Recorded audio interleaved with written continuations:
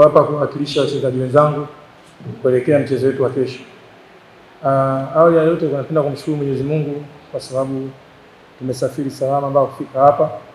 Lakini sisi kama sisi upande wetu wachezaji bado tuna kazi kubwa. Kwa walimu wameshamaliza kazi yao. Kwa jukumu lilobaki ni sisi wachezaji, sababu sisi ndio tutapambana katika dakika 90. Kwa hiyo sisi tumejipanga vizuri, tunawaheshimu timu tenda kucheza nayo, ni timu nzuri, ni timu ambayo ina wachezaji wazuri. Lakini na imani kwa maandalizi yetu tutaenda kufanya kazi nzuri na kila mmoja mwana Singida atafurahi. Ndio mwana Singida watafurahi. Ni kweli kusema vizuri kwamba kazi imebaki kweli kwa wachezaji. Lakini sisi kama waandishi wa habari tunataka kujua ni kipi mnakizungumza kwenye dressing room ya timu ya Singida? Sisi kama sisi wachezaji tunazungumza mambo mengi kwa sababu haya mashindano tunayocheza sisi mashindano makubwa.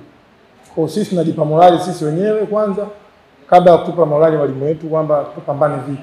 Kwa sisi morali yetu iko juu na tunashukuru Mwenyezi Mungu. Naamini tutafanya vizuri katika mchezo huu. Sisi kama wachezaji kila mmoja kwanza na malengo yake. Pia na anakuja malengo ya timu.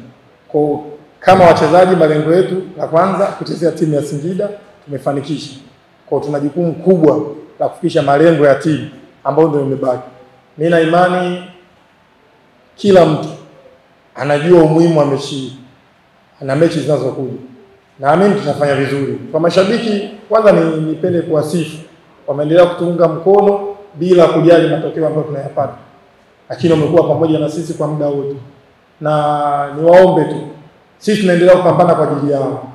Waendelee kutuombea, waendelee kusupport kama wanavyozidi kusupport na imani tutafanya vizuri kwa ajili yao.